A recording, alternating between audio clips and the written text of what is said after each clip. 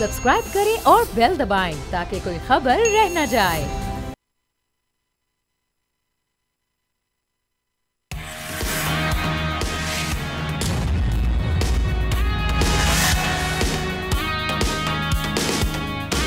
बिस्मिल्लाहिर्रहमानिर्रहीम, अस्सलाम वालेकुम। आप देख रहे हैं प्रोग्राम न्यूज़ पंच और मैं हूं जवाद कमाल। नाज़रीन, पाकिस्तान ने दहशतगर्दी के खिलाफ एक तवील जंग लड़ी है, बेशबहा कुर्बानियाँ भी दी हैं और आज भी दे रहा है। हमारी बहादुर अफवाज इस वतन के बेटे पहले भी दहशतगर्दों ख्वारजियों के आगे सीसा पिलाई दीवार की तरह खड़े थे और आज भी खड़े रहे हैं। साल 2024 में भी फितना अल ख्वारिज के खिलाफ सिक्योरिटी फोर्सेस की कामयाब कार्रवाइयाँ जारी रहीं।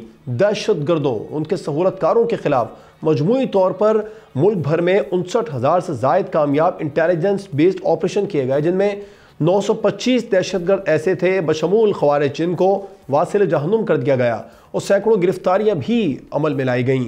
ज़रा गौर कीजिए कि गुज़िश्ता 5 वर्षों में किसी एक साल में मारे जाने वाले दहशतगर्दों की ये सबसे बड़ी तादाद है। इतनी ज़्यादा इस साल कार्रवाइयाँ की गई ख्वारजियों के खिलाफ और दहशतगर्दी के नासूर से निपटने के लिए रोज़ाना की बुनियाद पर भी तकरीबन 169 से ज़ायद ऑपरेशन किए जा रहे हैं। साथ ही दुश्मनों के जो नेटवर्क्स हैं उनको पकड़ने, दहशतगर्दों को अंजाम तक पहुँचाने में भी बड़ी अहम कामयाबियाँ साल 2024 में पाकिस्तान की सिक्योरिटी फोर्सेस को मिली है, जबकि ख्वारजियों से बड़ी तादाद में बैरूनी साख्ता असलहा गोला बारूद भी बरामद किया गया। इन ऑपरेशन के दौरान 73 इंतहाई मतलूब दहशतगर्दों की हलाकतें हुई और इसके साथ साथ दहशतगर्दी में मुलविस 27 अफगान दहशतगर्दों को भी सिक्योरिटी फोर्सेज ने निशाना बनाते हुए जहन्नुम वासिल किया। इस तमाम तर सूरत हाल पर बात करने के लिए आज हमारे साथ प्रोग्राम में मौजूद है सिक्योरिटी डॉक्टर कमर चीमा साहब। आपका बहुत शुक्रिया सर प्रोग्राम में अपना कीमती वक्त देने के लिए। सीनियर तज्ज़ियाकार एहतिशाम उल हक साहब प्रोग्राम में हमारे साथ मौजूद होंगे। सर आपका भी बहुत शुक्रिया। डॉक्टर कमर चीमा साहब, आपसे आगाज़ करना चाहूँगा। बहुत ज़्यादा इंटेलिजेंस बेस्ड ऑपरेशन किए गए, साल भर खारजियों को जहन्नुम वासिल भी किया जाता रहा, 59,000 से ज़्यादा इंटेलिजेंस बेस्ड ऑपरेशन किए गए। सवाल यह है कि जो अफ़गानिस्तान से दरानंदाजी मुसलसल पूरा साल होती रही, अफ़गान अबूरी सेटअप को पाकिस्तान मुसलसल वार्न भी करता रहा, मुतनब्बे भी करता रहा कि इस दहशतगर्दी को रोका नहीं जाता रहा। फिर हमने गुज़िश्ता हफ्ते देखा एक पाकिस्तान की जानिब से भी भरपूर जवाबी कार्रवाई की गई वहाँ से दरानंदाजी की कोशिश में और मुतअद्दिद खारजियों को जहन्नुम वासिल किया गया। कितना खित्ते के लिए ये नुकसानदेह है जो अफ़गान अबूरी सेटअप इस वक्त अफ़गानिस्तान से जो दूसरे ममालिक के अंदर दहशतगर्दी हो रही है उसको कंट्रोल करने में नाकाम, खुसूसन बिलखुसूस पाकिस्तान में? बहुत शुक्रिया जवाद साहब। देखिए, पहली बात तो ये है कि इस चीज़ को समझने की ज़रूरत है कि अफ़गानिस्तान को इंगेज कैसे करना है। हमने काइनेटिक ऑपरेशंस तो किए और हमने देखा कि उसमें पाकिस्तान जो है एक हद तक जब समझता है कि वाकई ही इंटेलिजेंस बेस्ड ऑपरेशंस के ज़रिए हम इनसाइड अफ़गानिस्तान टारगेट कर सकते हैं तो हमने वो भी किया। क्या उसके नताइज क्या निकलते हैं इस पर भी क्वेश्चन किया जा सकता है कि इमीडिएटली जो लोग वहाँ मारे गए, लेकिन क्या हम अफ़गानिस्तान के बिहेवियर को तब्दील कर पाएंगे? क्योंकि अगले दिन उन्होंने भी कोशिश की कि पाकिस्तान के अंदर जो है वो दरअंदाजी की जाए, बल्कि उन्होंने अपनी जो चेक पोस्ट है वो टीटीपी के लोगों को दे दी कि आप इसका इस्तेमाल करें। सो क्या हम काइनेटिक ऑपरेशंस के ज़रिए कर सकते हैं? क्या हम पर्सनली जो बायलैटरल डिप्लोमेटिक मैनूवर्स को ऐसी कर सके हैं जिसमें हमारी टॉप इंटेलिजेंस के लोग भी वहाँ पे गए हैं, हमारे पॉलिटिकल लोग भी वहाँ पे गए हैं, हमारे डिप्लोमेट्स भी उनसे इंगेज कर रहे हैं, लेकिन कोई तरीका हमें नज़र नहीं आ रहा। जो तीसरा एक तरीका जवाद साहब हो सकता है वो एक प्योरली एक इंटरनेशनल प्रेशर है। मुझे इस चीज़ की समझ नहीं आ रही कि पाकिस्तान क्यों इंटरनेशनल प्रेशर मोबिलाइज नहीं कर सका अगेंस्ट अफगानिस्तान। या तो हम ये समझते हैं कि शायद हम अगर इंटरनेशनली इस मसले को लेके जाते हैं तो हमें रिस्पॉन्स नहीं मिल रहा, या हम समझते हैं कि दुनिया ये समझेगी कि ये अब आपका अपना मसला खुद हल करें, आप क्योंकि खुद अफगान तालिबान के साथ बड़ा अरसा डील करते रहे हैं तो ये आप ही देखें। सवाल ये है कि जब तक आप बड़े मल्टीलैटरल फोरम्स को बायलैटरली और रीजनल ममालिक को मोबिलाइज नहीं करते तब तक इस मसले को जो है अफगान तालिबान पे प्रेशर डालना मुश्किल नज़र आ रहा है, क्योंकि ना तो वो दुनिया के साथ इकोनॉमिकली डिपेंडेंट हैं, ना वो दुनिया की इस मसले में बात मानते हैं कि हम आपको एड देंगे, आप ख़वातीन को तालीम दें। वो किसी की बात सुनते ही नहीं हैं। सो वो जिन लोगों को हम दहशतगर्द कहते हैं वो उन लोगों को पनागज़ीन कहते हैं, वो उन लोगों को कहते हैं कि जी ये तो हमारे मेहमान हैं। सो ये कितना बड़ा फ़र्क है जवाद साहब। सो मैं समझता हूं कि एक इंटरनेशनल प्रेशर को मोबिलाइज करने वाला ऑप्शन जो है वो रहता है, उसको हमने प्रॉपर्ली एक्सरसाइज नहीं किया। बल्कि जवाद साहब, जब एससीओ कॉन्फ्रेंस हुई पाकिस्तान में, तो उस वक्त जो उसका जो एजेंडा था वो था टेररिज्म, एक्सट्रीमिज्म एंड मिलिटेंसी। तो हम उसको भी उस तरह नहीं इंगेज कर सके, और हमें चाहिए था कि हम जो मुतासर हैं अफगानिस्तान से, तो हमें कोई ना कोई प्रेशर बिल्ड करना चाहिए था, कोई रेजोल्यूशन आना चाहिए था। हमने सिर्फ इतना तो डिस्कस कर दिया कि जी अफगानिस्तान की सरजमीन इस्तेमाल हो रही है, लेकिन हम वो खित्ते के ममालिक को कन्विंस नहीं कर सके। सो चाइना से पूछा जाए, रशिया से पूछा जाए, सेंट्रल एशियन ममालिक से पूछा जाए कि अगर एससीओ का काम एक्सट्रीमिज्म, टेररिज्म एंड मिलिटेंसी को डील करना है, तो हम तो मेंबर रुकन है, हमारे लिए आप क्या कर रहे हैं? एंड देन जारी बात है, ईरान, सेंट्रल एशिया, रशिया के साथ एक सेपरेट फोरम जो है उसको भी एक्टिवेट करने की जरूरत है। सो इंटरनेशनल प्रेशर जो है वो बिल्ड हम करने में नाकाम है। बाकी दो ऑप्शंस हमने एक्सरसाइज कर ली हैं, उस पर कोई रिजल्ट नहीं मिल रहा कि जिससे हम अफगानिस्तान के बिहेवियर को बदल सकें। राइट। मैं जो अंदरूनी सहूलतकार है उस हवाले से भी आपसे बात करना चाहूँगा। ज़रा एचएम साहब को भी इंगेज करते हैं डिस्कशन में। एचएम साहब, आप इस बात से मुत्तफिक हैं डॉक्टर कमर चीमा साहब की कि इंटरनेशनल प्रेशर हम बिल्ड नहीं कर पाए, जो अफगान अबूरी सेटअप है उसको नाकाम साबित करने में दुनिया में, क्योंकि पाकिस्तान में अंदरूनी तौर पर तो हमने इंटेलिजेंस बेस्ड ऑपरेशन किए कार्रवाइयाँ रोकने के लिए, लेकिन इंटरनेशनल प्रेशर बिल्ड करने में नाकाम रहे। देखिए, मैं पार्शली डॉक्टर साहब से एग्री करूंगा और पार्शली थोड़ा सा इख्तलाफ भी करूंगा। बड़े मोहब्बत वाले दोस्त हैं हमारे। देखिए, दो चीज़ें हुई हैं जवाद। अगर इसको देखें 2021 में जब आपने देखा दुआ कॉन्फ्रेंस होती है कतर में, जब अफगान तालिबान आके बैठ जाते हैं और अमेरिकन छोड़ के चले जाते हैं, फिर कॉन्फ्रेंस होती है, तो वहाँ सब लोगों ने कहा, जिसमें चीन भी था, अमेरिका भी था, सेंट्रल एशियन के लोग, हम भी बैठे हुए थे, और ये तय किया गया था कि अफ़गानिस्तान की सरजमीन जो है उनके हमसाये ममालिक के ख़िलाफ़ नहीं इस्तेमाल होनी चाहिए। रशिया भी था, और यही रशियन को भी परेशानी थी, और इसी तरह से चाइनीज़ को भी परेशानी, सेंट्रल एशिया को भी, हमें भी थी, ईरान को भी थी, और बड़ी जिसको कहते हैं गारंटीज़ दी गई उनकी तरफ से कि ऐसा नहीं होगा। लेकिन हम देख रहे हैं कि 2022 के बाद जवाब जिस अंदाज से दहशतगर्दी पाकिस्तान में बहुत तेज़ी के साथ आगे गई, और पाकिस्तान ने बड़े सफारती ज़राए भी इसमें इस्तेमाल किए। अब देखिए, मैं सफारती ज़राए के हवाले से मैं आपको ख़बर भी दे देता हूँ। देखिए, इस वक्त सूरत हाल क्या है, सारे अपनी अपनी स्किन बचाने के चक्कर में हैं या अपने मफादात के चक्कर में। अब अमेरिकन जो है, देखिए अमेरिकन ने क्या गेम बनाई है। अमेरिकन इस वक्त मेरी इतला ये है कि वो बिल्कुल अफगान तालिबान के साथ फिट हो गए। $45 मिलियन हर हफ्ते, जवाब $45 मिलियन हर हफ्ते कैश उनको दिया जा रहा है। और आप देख लें, इसी वजह से लोग कहते हैं उनकी करेंसी बड़ी मजबूत है। वैसे तो उनकी तजारत देख लें कहाँ है, कुछ भी नहीं है। तो ये पैसा उनको मिल रहा है, और आप हिसाब लगा लें कि सालाना कितना बनता है। चाइनीज़ जो है ना, ये भी मैं आपको बता दूं, अपने तौर पे उनको जाके कहते हैं कि जी आप हमारे लोगों को ना मारें, बाकी आप करते रहें जो कुछ भी करना है। अभी देखिए, इसका जवाब पाकिस्तान ने कैसे दिया है।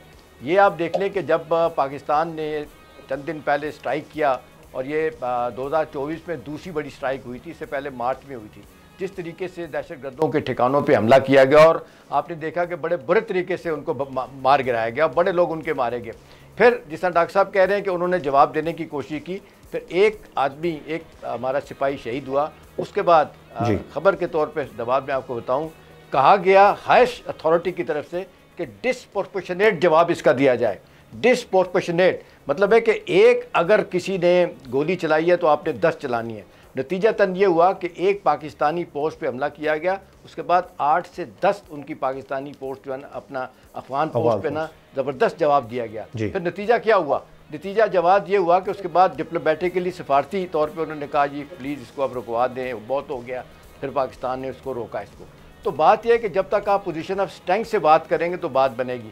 अब कब तक आप यही कहते रहेंगे सफारती ज़राए? देखिए, मुल्कों के अपने इंटरेस्ट हो गए हैं, अपने मफादात हैं। फिर आपने देखने जिस अंदाज से प्रॉक्सीज के तौर पे आपने देखे इस तरह की तंजीमों को इस्तेमाल किया जा रहा है, चाहे आप अलकायदा देखें, दाइश देखें, जो शाम में हुआ, तो सूरत हाल ऐसी हो गई है कि पाकिस्तान को ये करना पड़ेगा आउट ऑफ द वे जाके, को नुकसान पहुंचा रहे हैं, पहुंचाया जा रहा है अफगान अबूरी सेटअप की जानिब से। तो अब यह है कि आप किसी सूरत में बिल्कुल अच्छा साहब, आप दुरुस्त फरमा रहे हैं, मुल्कों के अपने इंटरेस्ट हैं। पाकिस्तान के इंटरेस्ट को, पाकिस्तान की मईशत को आगे बढ़ाने के लिए जो सबसे बड़ी रुकावट है पाकिस्तान में सिक्योरिटी सूरत हाल है, और अफगान अबूरी सेटअप मुकम्मल तौर पर नाकाम है। दरानंदाजी को रोकने के लिए पाकिस्तान, जैसे डॉक्टर साहब ने कहा, कि क्यों कामयाब नहीं हो पा रहा इंटरनेशनल प्रेशर को बिल्ड करने के लिए? देखें, इसमें जवाब एक एलिमेंट और भी आप शामिल कर लें। देखें, जहाँ तक अब अफगानिस्तान की तरफ से डेस्परेशन है वो क्या है, उनको यही एक तकलीफ है, ड्यूरल लाइन को तस्लीम नहीं करते, इंटरनेशनल बॉर्डर जो है वो हम कहते हैं इंटरनेशनल बॉर्डर है उसको नहीं मानते। और वो जब से पाकिस्तान ने वन पासपोर्ट रजीम की जो बात की है कि भी पासपोर्ट के बगैर कोई शख्स जो है ना अफगानिस्तान से पाकिस्तान नहीं आएगा, नतीजतन उनको बड़ी तकलीफ हो रही है। उन्होंने तो मज़े बनाए हुए थे, जब चाहे मुंह उठा के आ जाए। तो हमने तो देखा, हमने सहा कि बड़ी मोहब्बत से वो पेश आते थे। उसके बाद फिर सहूलतकारी, फिर दहशत गर्दी, जिस अंदाज से ये लोग आते थे धमाके करके करा के उसके बाद वापस चले जाते थे। एक तो 95% बाढ़ लगा दी गई है, नतीजतन ये बड़ा मुश्किल हो गया।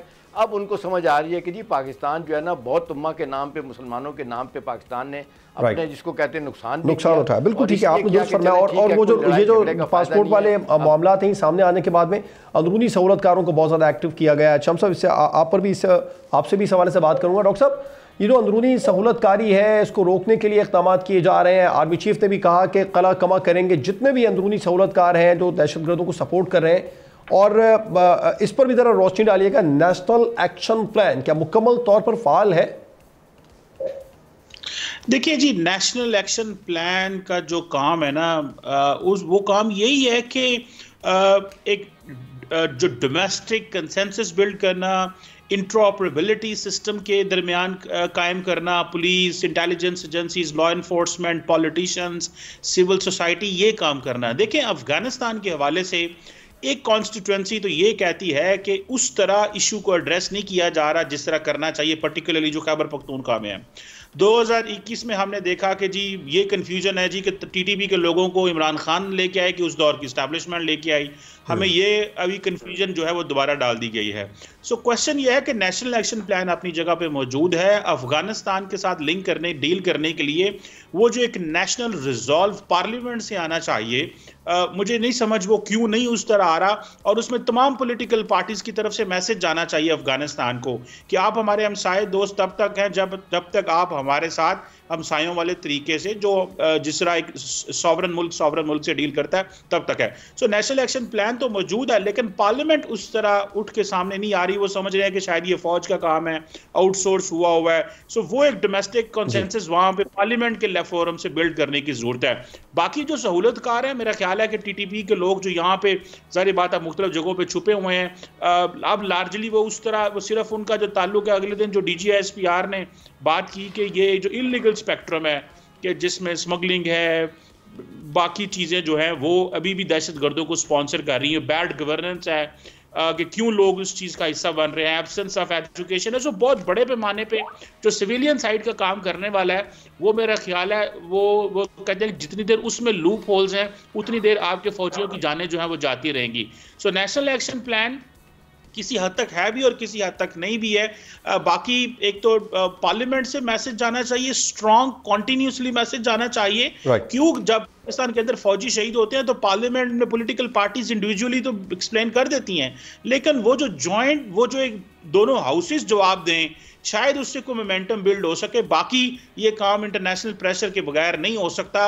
ये उसी तरह एक कंपेन चलानी पड़ेगी जब 9/11 के बाद अमेरिका ने और वेस्ट ने कंपेन चलाई दी थी कि ये नॉन स्टेट एक्टर है, दहशतगर्द है और हम इससे मुतासर है। हम भी वैसे ही मुतासर हैं। सिर्फ हम नहीं, पूरी दुनिया मुतासर है, वो ये बावर कराने में कामयाब रहे थे। डॉक्टर साहब, आपको पॉइंट सामने है, मैं मुख्तसर कॉमेंट चाहूँगा। अच्छा साहब, आपका भी नेशनल एक्शन प्लान पे अगर मुकम्मल तौर पर अमल दरामद किया जाए तो पूरा साल 2024 में भी हमारी अफवाज सीना सपर रही दहशतगर्दों के खिलाफ। अंदरूनी जो सहूलतकार हैं उनके खात्मे के लिए मज़ीद इक़दाम की कितनी ज़रूरत है? नेशनल एक्शन प्लान पर अमल दरामद हो जाए तो इसका भी खात्मा हो जाएगा।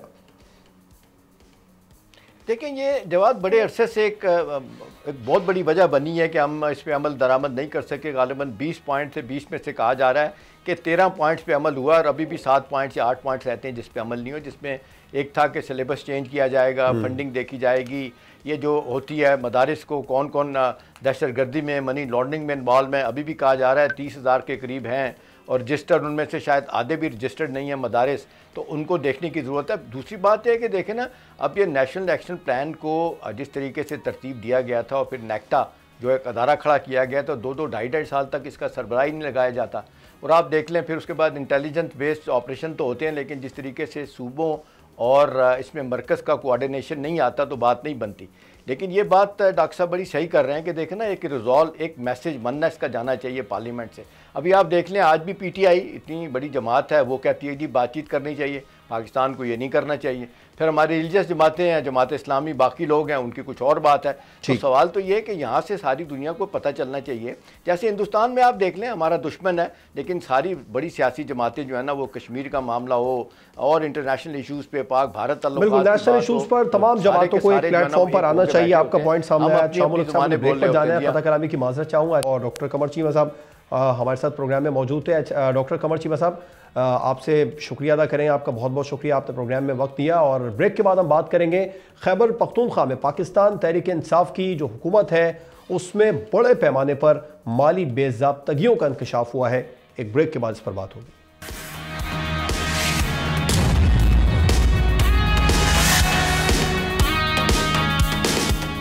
वेलकम बैक नाज़रीन। प्रोग्राम में अब बात करेंगे खैबर पख्तूनख्वा की, जहां पर पाकिस्तान तहरीक इंसाफ की हुकूमत है और पीटीआई की हुकूमत के माली साल 2022-2023 के मालियाती गोशवारों के सर्टिफिकेशन ऑडिट के दौरान बड़े पैमाने पर माली बेज़ाब्तगियाँ सामने आई हैं। जो ऑडिट रिपोर्ट है उसमें गैर मुल्की कर्ज़ों, गैर रिपोर्ट शुदा ग्रांट्स और पुराने रिकॉर्ड्स में संगीन खामियों की निशानदही भी की गई है।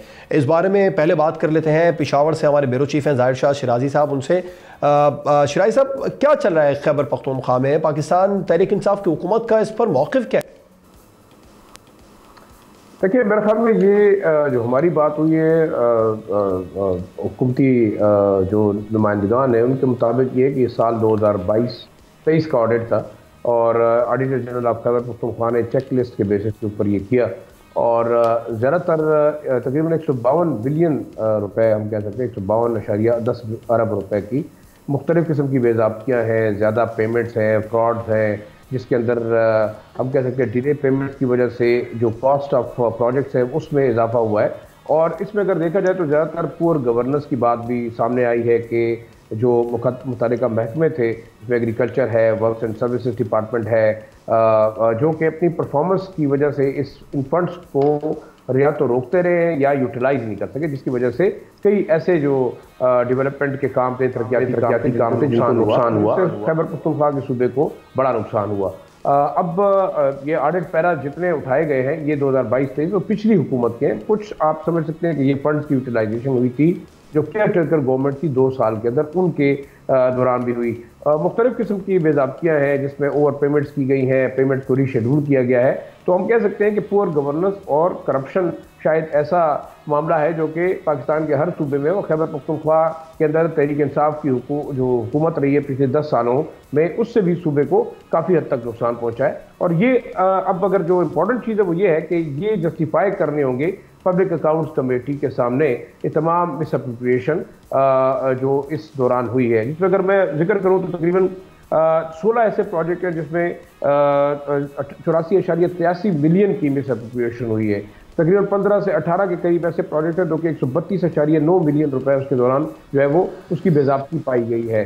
गाड़ियों का इस्तेमाल, पेट्रोल का इस्तेमाल, दूसरा जो फॉरेन प्रोडक्ट प्रोजेक्ट है उनको दिखाया गया है विफाक के साथ लिंक। और सबसे जो अहम इशू इस ऑडिट रिपोर्ट के अंदर उठाया गया कि इकनॉमिक अफेयर डिवीजन इस्लामाबाद, जिससे मंजूरी ज़रूरी होती है किसी भी डेवलपमेंट फंड और जो फॉरेन फंडेड प्रोजेक्ट्स हैं, वो जो है उनसे उनकी अप्रूवल नहीं हो, जिसकी वजह से इस चीज़ को जस्टिफाई करना होगा। अब ये तमाम तर सूरत हाल ये है कि रिकवरी का मामला हो सकता है अगर ये पैराज जस्टिफाई नहीं होते। और सिर्फ साल 2023-24 के दौरान तकरीबन 745.3 मिलियन रुपए जो है ना उसकी रिकवरी डाली गई है। अब ये देखना होगा कि आया वो मौजूदा हुकूमती नुमाइंदगान है ये पब्लिक अकाउंट्स कमेटी में जस्टिफाई कर सकते हैं कि जितनी बेज़ाब्ती हुई है, ओवर पेमेंट्स हुई है या डिले हुई है, इसका जिम्मेदार कौन होता है। ये अब इस चीज़ को देखना होगा। अगर ये पैरा जस्टिफाई नहीं होते तो मेरे ख्याल में ये पैसे फिर उन मुतालिका महकमों और जो सरकारी एहलकार हैं उनसे रिकवर होने चाहिए। ठीक। अच्छा मुल्क साहब, आप क्या समझते हैं, दूसरों पर उंगलियां मुसलसल उठाती रही पाकिस्तान तहरीक इंसाफ, दूसरों को चोर चोर कहने वाले खुद पूरे के पूरे करप्शन में डूबे हुए हैं? देखिए, इसमें कोई दूसरी राय नहीं है कि तहरीक इंसाफ या कोई भी हुकूमत जो कि ख़राब से ख़राब तर हो रहे हैं, उसकी बुनियादी वजह में से एक बड़ी वजह यह बन रही है कि जो चीफ मिनिस्टर साहब हैं और उनके जो करीबी लोग हैं वो आप देखें ना, या तो आप पार्टी का ओहदा ले लें और उसके बाद जलसे जुलूसों में जाते रहें और आए दिन तकरीरें करते रहें, तड़ी लगाते रहें, भैया आपको इंतज़ामी ओहदा बड़ा इंपॉर्टेंट दिया गया है चीफ मिनिस्टर का। अभी आप देख लें, बार बार बात होती है, कुर्रम में आप देख लें क्या हुआ, जिस तरीके से आप देखें बड़ी मुश्किल से अब जरगे कामयाब हुए, एक दफ़ा भी वहाँ पे वो नहीं गए वहाँ पे। नतीजतन ये है कि लोग उनको ये कह रहे हैं कि भी आप चीफ मिनिस्टर हैं, आपके 100 से ज़्यादा लोग वहाँ पे मारे गए दोनों तरफ से, एक ज़मीन के झगड़े की बुनियाद पे, पारा चनार इन दोनों जगह पे, लेकिन आप यू वर जस्ट अनमूव्ड कि क्यों नहीं ऐसा किया जा रहा। तो बहुत ज़्यादा जवाब फोकस सियासत पे है। बाकी जिस तरह ज़ाहिर शाह बता भी रहे हैं, और फिर हमारी इनकी जो लेटेस्ट रिपोर्ट है ऑडिटर जनरल की, वो देख रहे हैं जिस अंदाज से कह रहे हैं करप्ट प्रैक्टिसेस हैं, मिस अप्रोप्रिएशन है, और फिर फाइनेंशियल इरेगुलरिटीज़ बेताशा हैं। तो ये सारी चीज़ें देखने के बाद तो बंदा कह सकता है कि जी ये तो इन्हें चाहिए कि अपने तवज्जो करें। और फिर बार बार लोग कह रहे हैं 13 बरस से वहाँ पे इनकी हुकूमत है, तीसरी मरतबा ये लोग आए हैं, नतीजतन वोट तो इनको मिल गया, और जाहिर सी बात है वहाँ पे KP के तो हालात ऐसे हैं कि एक के बाद दूसरी कोई हुकूमत जो है ना उसको बर्दाश्त लोग नहीं करते। आपको तीसरी मरतबा लोगों ने वोट दिया और एक किस्म का 2/3 मेजॉरिटी भी दी है। तो वो बात वही है जो आप कर रहे हैं, कल्ट फॉलोइंग है, फ़ैन क्लब बना हुआ है, सियासी जमात उन्होंने बनना ही नहीं दी बानी PTI ने। नतीजतन सारा फोकस सियासत पे है। जिस तरीके से आप पॉलिटिकल माइलेज लेने के लिए आउट ऑफ द वे आप जा रहे हैं, उनके वज़ीर भी, लेकिन अंदर से जो लोग उनसे मिलते हैं MPAs और उनके वज़ीर, वो सारे लोग गिला शिकवा करते हैं कि जी जो रवैया इस वक्त चीफ मिनिस्टर का है वो तो हुक्मरानी करना के लायक है ही नहीं है। दूसरा ये है कि वो बैठते ही नहीं है, ना मुलाकातें करते हैं, ज़्यादा वक्त उनका कभी इधर जाते हैं, कभी पिंडी जाते हैं, कि वो और कुछ कर रहे होते हैं। तो मेरा ख्याल है तवज्जो गवर्नेंस की तरफ जवाब देने की ज़रूरत है, और फिर इस इल्ज़ाम से बचने की ज़रूरत है कि आपका ख़जाना खाली हो गया। बार बार लोग कह रहे हैं कि यूनिवर्सिटी की ज़मीनें, कॉलेज की ज़मीनें बेच के आप अपने मामला चलाने की कोशिश कर रहे हैं। आप ढंग तरीके से मामला मरकज़ के साथ चलाएं, जो आपके पैसे रुके हों आपको मिलते रहें, और एडिशनल पैसे भी जो मांग रहे हैं आपको मिले। लेकिन जब आप सियासी तौर पर लड़ाई को इतनी जगह आगे ले जाएंगे तो जाहिर सी बात है वो उस तरह तो मेरा ख्याल है आपको oblige नहीं करेंगे जिस तरह करना चाहिए। वैसे तो मेरा ख्याल है इस मामले में इंतजामी मामलात में तो फेडरल गवर्नमेंट को भी आउट ऑफ द वे जाके मसाइल हल करने चाहिए। लेकिन आप देख लें जिस तरह गुर्बत वहाँ पे तेज़ी से बढ़ रही है, अनएम्प्लॉयमेंट तेज़ी के साथ बढ़ रही है, जॉब नहीं है, गवर्नमेंट सेक्टर टोटल ब्रोक हो गया। सबसे बड़ी लॉ एंड ऑर्डर की सिचुएशन है जो पूरी दुनिया के सामने है इस वक्त, उसको ही काबू पाने में खैबर पख्तूनख्वा की हुकूमत मुकम्मल तौर पर नाकाम है। आपका मौक़िफ़ सामने। अच्छा हम साहब, ज़ाहिर शाह शिराज़ी साहब, अब जो करप्शन की निशानदही हो चुकी है, इसके सामने आने के बाद मुताल्लिक़ा अफराद को सामने लाने के लिए, निशानदही करने के लिए खैबर पख्तूनख्वा की हुकूमत का कुछ इस पर मौक़िफ़ सामने आया कि कार्रवाई करेंगे मुलविस अफराद के ख़िलाफ़? कोई इंदिया दिया खैबर पख्तूनख्वा हुकूमत ने? देखिए मेरे ख्याल में इत्तेशाम साहब मेरे साथ इत्तेफाक करेंगे कि ऑडिट पैराज आते हैं, ऑडिट रिपोर्ट्स आती हैं, और ये 2022-23 की ऑडिट रिपोर्ट है जिसके अंदर ये तमाम मिसअप्रोप्रिएशन जिसकी एक मकदार मुख्तलिफ महकमों के हवाले से बताई गई है। अगर ये पैराज जस्टिफाई नहीं होते, क्योंकि ये मुतालिका हुक्म है, वो उसको जस्टिफाई करेंगे नेक्स्ट ऑडिट जो कि इस वक्त होगा, और उसमें अगर ये इसके लिए कोई बाकायदा जवाब पेश ना कर सके तो फिर उनके खिलाफ, जैसे मैंने आपको बताया था कि तकरीबन जो रिकमेंडेशन हुई है वो 42,657.45 मिलियन रुपए की रिकवरी का जो है वो कहा गया है। तो उसी वक्त जब ये पैरा जस्टिफाई नहीं होंगे, ये एक रूटीन प्रैक्टिस है, जैसे कि हम देखते हैं कि जो साल भर के अंदर डेवलपमेंट फंड्स होते हैं, मुख्तलिफ एक्सपेंडिचर्स होते हैं, उनकी एक ऑडिट रिपोर्ट होती है, और ये Khyber Pakhtunkhwa auditor general of Pakistan की रिपोर्ट है। और मेरे ख्याल में ये चेक लिस्ट बेस के ऊपर की गई थी, और जितनी मिसअप्रोप्रिएशन या इरेगुलरिटीज जो इसमें डिटेक्ट की गई हैं उसको अगर जस्टिफाई नहीं किया जाता तो फिर रिकवरी बनती है। लेकिन एक चीज़ अगर ओवरऑल हम बात करें तो मेरे ख्याल में, मैंने आपको पहले भी कहा कि करप्शन ऐसा नासूर है जो कि शायद पाकिस्तान की हर गवर्नमेंट और हर जो है वो सिस्टम के अंदर मौजूद है, और ओवरऑल देखा जाए जो ब्यूरोक्रेटिक निज़ाम है वो खुद करप्शन को प्रमोट करता है। और फिर आपके जो करप्ट पॉलिटिशियंस हैं वो सूबा भी उनसे अलग नहीं है, और तरीके इंसाफ के पॉलिटिशियंस भी अलग नहीं है, क्योंकि हमने पीछे देखा जो शकील खान थे MPA, उन्होंने जाके बाकायदा मिनिस्टर थे, उन्होंने बानी PTI से जो है शिकायत की कि यहाँ पे करप्शन हो रही है, और चीफ मिनिस्टर को जो है वो बाकायदा उनके खिलाफ लेना पड़ा, और उनको जो है उनके ओहदे से हटाया गया। तो अब ये देखा जाएगा कि एक नेक्सस है जो कि काम करता है सियासतदानों का, ब्यूरोक्रेट्स का, आपके जो एडमिनिस्ट्रेटिव निज़ाम के अंदर लोग हैं, और सबसे बड़ी वजह यही है कि आपके यहाँ जो पुअर गवर्नेंस है, आपके यहाँ जो बिल्कुल ठीक है, पुअर गवर्नेंस एक बड़ी वजह है जिसकी वजह से करप्शन पर काबू पाने में नाकामी का सामना करना पड़ा। शिराज़ी साहब आपका बहुत शुक्रिया, आप बता रहे थे खैबर पख्तूनख्वा में माली बेज़ाब्तगियों के बारे में, और अभी मुझे ब्रेक पर जाना है। ब्रेक के बाद हम बात करेंगे, जब से हुकूमत बरसर इक़्तिदार आई है मईशत को सबसे ज़्यादा फोकस किया जा रहा है। इकॉनमिकली 2024 पाकिस्तान के लिए कैसा रहा? डॉक्टर खाकान नजीब साहब अच्छा मुल्क साहब के साथ हमें ज्वाइन करेंगे ब्रेक के बाद, उनसे इस पर डिस्कशन करेंगे एक ब्रेक के बाद।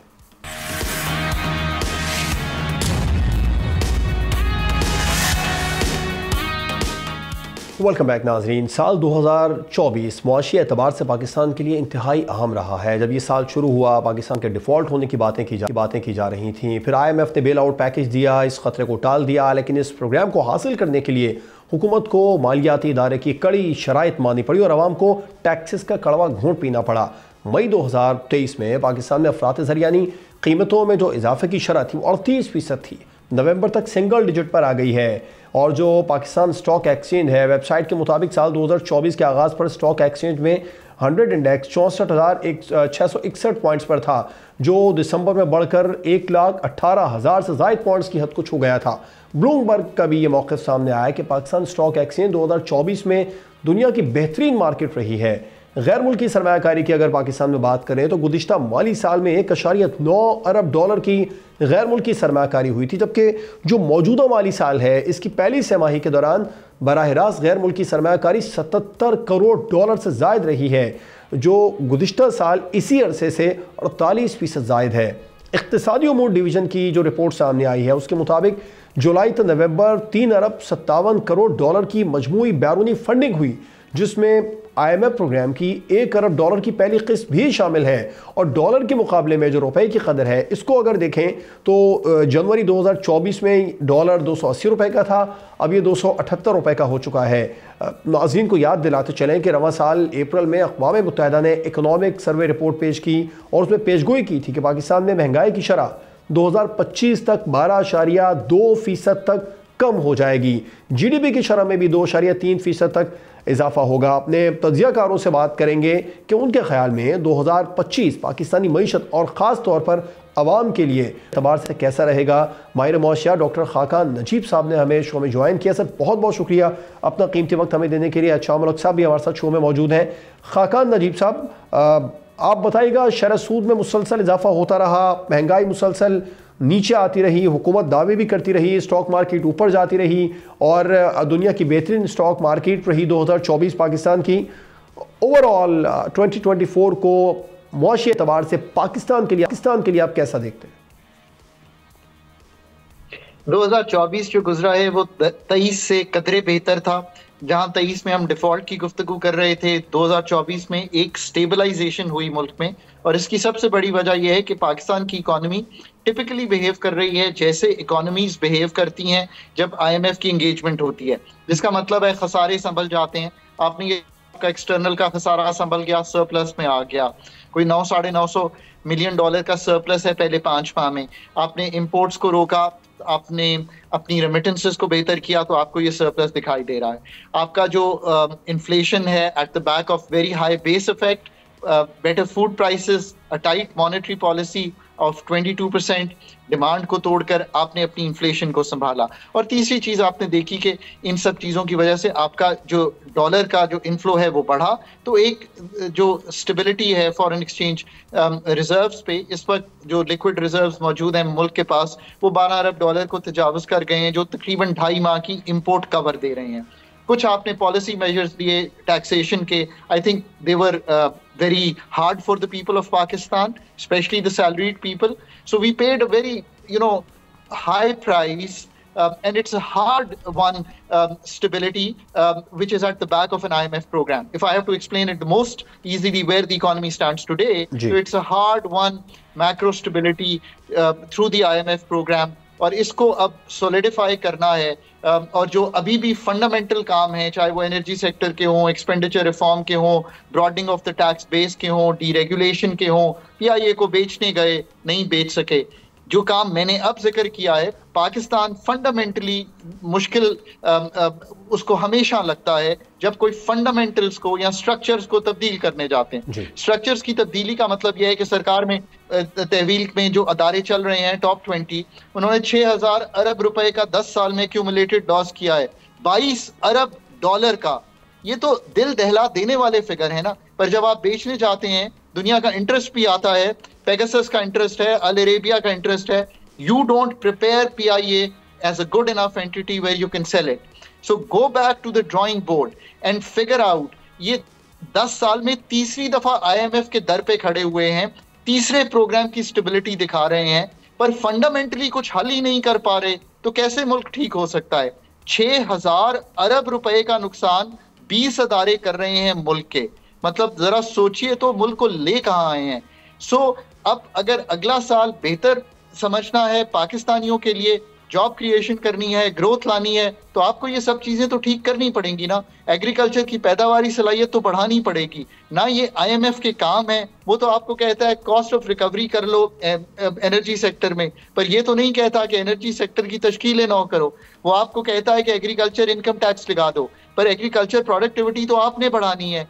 IMF आपको ये जरूर कहता है कि टैक्सेस पॉलिसी के थ्रू और कलेक्ट करो, पर टैक्स बेस को बढ़ाना, रिटेल 50-55% है पूरे मुल्क का, और ढेले का टैक्स देने को तैयार ना हो, ऐसे कैसे मुल्क चल सकता है। बिल्कुल, और सबसे बड़ी बात टैक्स वसूली है, इस पर मैं आपसे बात करूंगा। शाम साहब की तरफ आते हैं। शाम साहब, गैर मुल्की सरमायाकारी में भी तमाम तरह चैलेंजेस के बावजूद 48% इजाफा हुआ, कितनी बड़ी आप साल भर कामयाबी देखेंगे हुकूमत के लिए? देखिए, डॉक्टर साहब ने तो खासी चीज़ें बता दी हैं। 2-3 चीज़ें जो मेरे जहन में है, एक तो यह कि जिस तरीके से उन्होंने बताया कि हमारी का हाल था, वाक़तन हचकोले खाती हमारी मैशत थी, और जिस तरीके से स्टेबलाइज हुई है, अब गवर्नमेंट के क्रिटिक्स भी बड़ी हद तक उसको मान भी रहे हैं, मैं और आप ना भी माने, और तो और मानी PTI ने भी, आपने देख लिया पिछले हफ्ते कह दिया कि जी हाँ डिफ़ॉल्ट से तो शहबाज हुकूमत ने बचा लिया है, और किसी हद तक मैशत जो है ना अपने पाँव पे खड़ी हो गई है।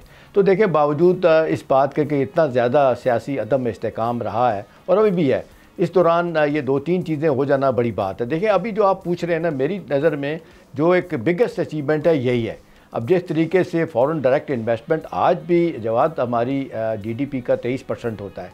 आखिरी मुझे याद है, और डॉक्टर साहब मेरा ख्याल है डेफिनेटली जानते हैं इसको, कि 2008 में $5.5 बिलियन हमारी फ़ॉरेन डायरेक्ट इन्वेस्टमेंट आई थी। उसके बाद से $800 मिलियन, $1 बिलियन से ऊपर नहीं गया मामला। अभी जिस तरीके से $771 मिलियन पहले 3 माह में मौजूदा माली साल के आ जाना, ये बड़ी अचीवमेंट है। इसका मतलब है अब लोगों को नज़र आ रहा है कि जी यहाँ पे चीज़ें अब बेहतर हो रही हैं। स्टॉक मार्केट जो है उसमें सबसे ज़्यादा फ़ॉरेन डायरेक्ट इन्वेस्टमेंट आई है वहाँ पे, और बाकी जगहों पे भी आ रही है। और जिस तरीके से शहबाज शरीफ साहब आर्मी चीफ दोनों मिल के बैठते हैं और सोचते हैं कि किस तरीके से मझदार से इसको निकालना चाहिए, तो बड़ी हद तक कामयाबी है। देखिए, रेमिटेंस भी आप देख लें कितना, मैं देख रहा था 31% इजाफा हुआ है पहले 5 माह में। इस तरह से बाकी आप देख लें, ट्रेड के हवाले से भी थोड़ा बहुत चीज़ें ठीक हुई हैं। अभी करंट अकाउंट सरप्लस जो है ना वो भी $900 मिलियन का हो गया। मेरा जो ज़्यादा कंसर्न है, मैं चाहूँगा डॉक्टर साहब उस पर ज़रूर बात करें। आपका, मेरा और हर आदमी का मसला जो है ना वो जवाब महंगाई है। देखिए, 2024 जब शुरू हुआ था तो 25% थी ये महंगाई। आज हुकूमत क्लेम कर रही है कि ये 4% हो गई है। उस हिसाब से इस महंगाई में 600% कमी वाक़या हुई है। भाई 600% हुई है, कम से कम 6% तो कम होनी चाहिए ना। आप देख लें, चीनी, चावल, दाल, पेट्रोल, बिजली, गैस तो वहीं खड़ा हुआ है। और ये तो आम आदमी तक रिलीफ कैसे पहुंचेगा? डॉक्टर साहब से इस पर बात करते हैं। डॉक्टर साहब, सबसे पहले तो ये बताइए, ठीक हो रही, बिल्कुल ठीक है, आपका पॉइंट सामने आया। डॉक्टर साहब, 12,970 अरब रुपए का जो टैक्स वसूली का टारगेट रखा गया है, आप समझते हैं ये रवा माली साल पूरा हो जाएगा?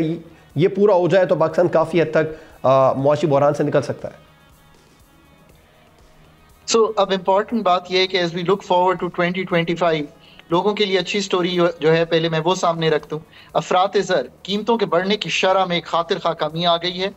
ये खातिर खा कमी का मतलब ये है कि जहां 2023 में कीमतें 29% बढ़ी, 2024 मालियाती साल में कीमतें 23-24% बढ़ी।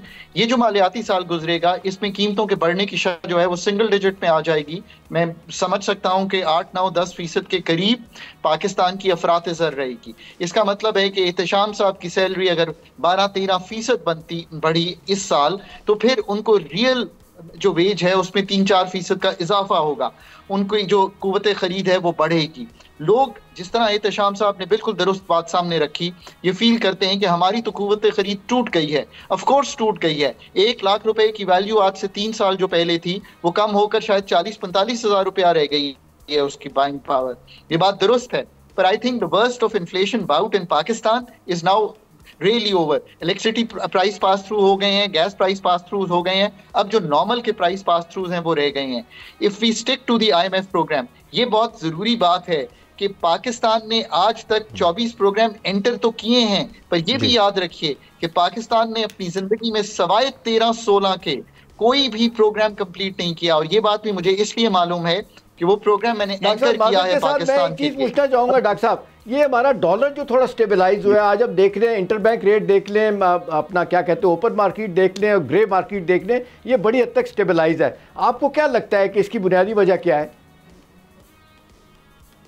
इसकी बहुत सी वजूहात इकट्ठी हो गई हैं। Number one, Afghan transit trade और स्मगलिंग को जब आपने रोका तो जो डॉलर का आउटफ्लो हो रहा था वो रुक गया।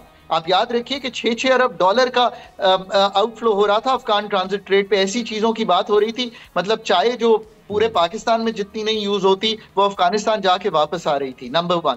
नंबर टू, आपने मनी चेंजर्स पे जो बी और सी कैटेगरी के थे रेगुलेटरी कदम लगाकर खत्म कर दिया। सो जो इनफॉर्मल रेमिटेंस थी, जो 2.5 अरब डॉलर आपकी फॉर्मल में आ रही थी और 500 मिलियन बाहर थी, वो फॉर्मल हो गई। तो सप्लाई ऑफ डॉलर जब बढ़ना शुरू हुआ तो रुपए पे प्रेशर टूटना शुरू हो गया और रुपए की कदर बेहतर हुई। बिल्कुल ठीक है। अच्छा डॉक्टर साहब, एक और बड़ा अहम मामला, प्रोग्राम का वक्त कम है, मैं चाहूंगा उस पर भी आपका स्टांस ले लूं। उड़ान पाकिस्तान प्रोग्राम की बात हो रही है, 2029 तक 60 अरब डॉलर बरामदात का हदफ है मुकर्रर किया गया। आप इस प्रोग्राम को किस तरह देखते हैं, ये मुमकिन हो पाएगा? देखिए, एक्सपोर्ट तो ऑफ कोर्स बैकबोन है हर मुल्क की। दुनिया के किसी मुल्क ने भी जिसने ग्रो किया है, उन्होंने दूसरे ममालिक पर भरोसा करके ग्रो किया है। चाइना ने माल दुनिया को बेचा, ग्रोथ हुई। इंडिया ने अपना माल दुनिया को बेचा तो ग्रोथ हुई। वियतनाम ने साउथ कोरिया को बेचा तो ग्रोथ हुई। तो ये दुनिया से इंटरैक्ट करेंगे तो ये ग्रोथ करेंगे। पर 60 अरब डॉलर का हदफ अगले 5 साल में यकीनी तौर पे एक मुश्किल हदफ लगता है। बिल्कुल मुश्किल हदफ है, इसके लिए दुनिया पर ट्रस्ट करना पड़ेगा। नजीब साहब, शाह मलिक साहब प्रोग्राम में हमारे साथ मौजूद है। आप दोनों मेहमानों का बहुत शुक्रिया। प्रोग्राम आपने देखा नाजरीन, हुकूमती इंडिकेटर 2024 में तो बेहतर रहे, हुकूमत दावे भी करती रही कि मईशत बेहतर हो रही है। इस उम्मीद के साथ प्रोग्राम का अख्ताम करेंगे कि 2025 में मईशत बेहतरी के असरात आम आदमी तक भी पहुँचें। इजाज़त दीजिए, अल्लाह हाफिज़।